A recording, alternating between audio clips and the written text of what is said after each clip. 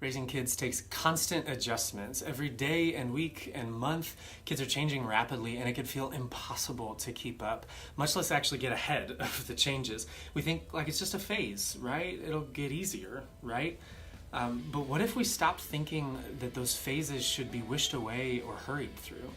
What if each phase in a kid's life was a unique, like once in their lifetime, opportunity for us to influence their future? Whining toddler, dramatic fifth grader, stressed out 10th grader, no matter what it is, it's challenging to keep adjusting to the phases that our kids go through. But when we go through them, when we grow with them, we get to help them believe and imagine and care for others and relate well and trust and reason and improve and lead, make a difference, and most importantly, actually grow into an adult that knows and loves the God that made them in His image and become the type of person that He created them to be.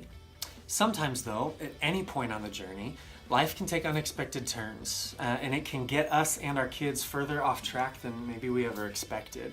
So in this video, we're going to hear from Doug Colby. He's the lead pastor at Ventura Missionary Church, and he's going to tell us about his own story and how to navigate blending families. Here we go. Hi guys, my name's Doug. I am the pastor at Ventura Missionary Church, and about 15 years ago went through something I never planned on going through. Went through a divorce and had to figure out how to pick up the pieces and move forward from there. So after my wife left, one of the things that I found myself doing was overcompensating. Just started to throw my time and energy and my attention into my kids almost exclusively. Just felt like I needed to make up for what they had been through. That was sort of my way of dealing with their trauma, is to try to make up for it. So we're gonna go places, we're gonna have fun, we're gonna spend time together, we're gonna eat dinners on the carpet in front of the TV and watch movies together, and so that's what we did. So we went to the skate park every weekend, we went and surfed, and we just spent a ton of time together. And again, I feel like at the time I was trying to make up for what I feel like they had been through. So I wanted to be mom, I wanted to be dad, I wanted to be friend, I wanted to be all of those things. What's interesting about that is we had a great season together. We all look back at that season and we laugh and we have great stories from that season, but it kind of set up an unrealistic expectation. It set up the expectation in my kids that was always going to be my role, was to be best friend and dad and mom, and to give them all of my time and all of my spare time, and that we would always be doing all the things together. And while that might have been good for a season, it just wasn't a realistic expectation. So you fast forward a few years when I got remarried. Now my attention's divided. Not only do I have my 4 boys, but I've got a new son and a new daughter in the mix, and I've got a wife, and I've got all those extra responsibilities that just inevitably divided my attention. So what's interesting now as I look back is they experienced loss in the divorce. They experienced loss when they didn't see their mom as much. And then when I got remarried, the one thing that they were sort of clinging to, which was me and my time and my energy and my attention, they kind of felt like they lost that too. So one of the things that I don't think I fully understood at the time was how traumatic all of this was for the kids. Like I sort of saw it through my eyes, and I recognized that it was hard. And I don't know, maybe even in typical guy fashion, I kind of figured like I could fix this. Like, well, if I just overcompensate, if I just spend more time, I can kind of make the pain of this go away. And I think by doing that, I pointed my kids' attention towards me and sort of took on that savior role. If I could be a good enough dad, if I could be at all the school functions, if I could coach their soccer teams, if I could do all of those things, then we'll get through this. And I don't think I did a really great job pointing them towards Jesus. I mean, we were active in our faith. I prayed with them. I was still modeling faith, but I don't think I pointed them to Jesus as the source of their healing. I think I tried to be the source of their healing. And as I look back now, and I look back at the trauma that they experienced that I probably didn't fully understand, as I look back to my attempt to help them heal, I think by not pointing them more effectively towards Jesus, I might have even stunted their spiritual growth. Because now God was the one who didn't fix their family. So he was the cause. He was the bad guy. He was the one that didn't help, that didn't fix, that didn't solve. And at least dad is trying to help. And I think that during that time, if I could have helped them heal by pointing them towards Jesus during that season, that they might not have had so many ups and downs in their faith as they've now had. So as I look back, maybe instead of trying to be the savior, what would have been more helpful is if I could have been a little bit more vulnerable with my kids about what I was experiencing and how my own pain and my own sorrow was actually leading me back to Jesus in a more profound way. And maybe that would have sort of unlocked that opportunity for them to see Jesus as a refuge and a redeemer in that season, instead of dad as the refuge and the redeemer.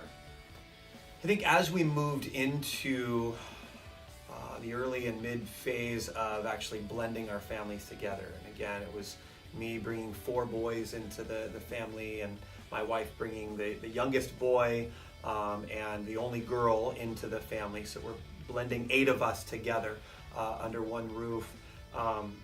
I think one of the things that we discovered right away was going to be an absolute necessity was unity between me and my wife. We had to be unified. There couldn't be passive-aggressive comments. There couldn't be divisive little things said sort of underneath the breath. There couldn't be eye-rolling. There just couldn't be any of that stuff. The kids had to understand that not only would they not be able to pit us against each other, but that we were both collectively unified for them. Like we were for them. We wanted them in our home. We wanted them in our family.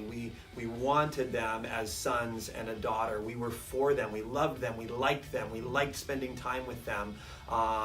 We didn't just marry each other. We really, we were blending a family, and we wanted them to know that. And our unity was essential for that. I think a second thing that we discovered was a real key for us was to discuss rather than dictate. I sort of grew up in a home where like the dad called the shots, the parents called the shots. And it really became important for us to, even if we were talking about simple house rules about making your bed in the morning or cleaning up your room or doing the dishes, that everything really we found was better in a discussion rather than being dictated. Hey, you're gonna do this, or we've decided that you have to. It was a discussion. We would sit down together over dinner, or sit down. We did these family meetings every Sunday afternoon, and we just started talking about this stuff. Hey, we're thinking that it would be good for all of you to start pitching in and doing some more chores. What do you think about that? And actually getting their opinion. And not defending our perspective and not arguing, but just creating space for us to present what we're thinking and then invite them to share their response. And I think that was really helpful on a couple levels. One, it helped bring some unity, and two, it gave them a voice. They didn't have a voice in what had happened in the divorce, in the remarriage. They didn't get a voice into that. And I think this gave them an opportunity to actually have a voice in something that mattered. And so the more things that we could discuss rather than dictate, we tried to do that. And then as I think about developing faith in our kids, it's not rocket science. It really comes down to living it ourselves and then modeling it. I can't expect my kids to have a faith that I don't have. I can't expect my kids to develop a relationship with Jesus when mine's on life support, or mine's basically the leftovers of the faith I had when I was in high school. that I needed to be cultivating my own deep relationship with Jesus. I needed to be running to him and then being vulnerable enough to share that with the kids and let them see that. Let them see that it wasn't just a Sunday morning faith. Like, it was a real life, everyday, 24/7 kind of faith, and that my relationship with Jesus mattered to me, and that example helped them to develop their own relationship with Jesus. I think for a lot of years I kind of had this idea that my hopes and my dreams for my kids, that those hopes and dreams were kind of gone. That because of what had happened, the best we could hope for is sort of a marginal plan B. And I don't know if you've ever had this happen where you've written a paper on the computer or written a report and you're almost done, or you've finished it, and then you go back to print it and it's gone. It got deleted, the power went off or whatever, and it's gone. And you're like, oh my gosh, like, I said everything exactly the way that I wanted to say it. I'm never going to be able to rewrite it. I've only got 3 hours and I've got to print it and turn it in. And then you rewrite it and it actually turns out better than your first draft. That's what God does, is God takes our stories and our brokenness and the stuff that we think we can never get back and it'll never be what it should have been. And God rewrites these beautiful redemptive stories that are better than we could have ever dreamed. And so I just want to encourage you, take hope. Our God is a redeeming God, and he's not just going to put together a fractured version.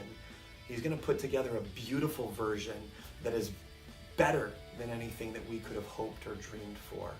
That's the hope that I'm living with now. That's the thing that I'm praying for over my kids and over my family now. And that's my prayer for you too.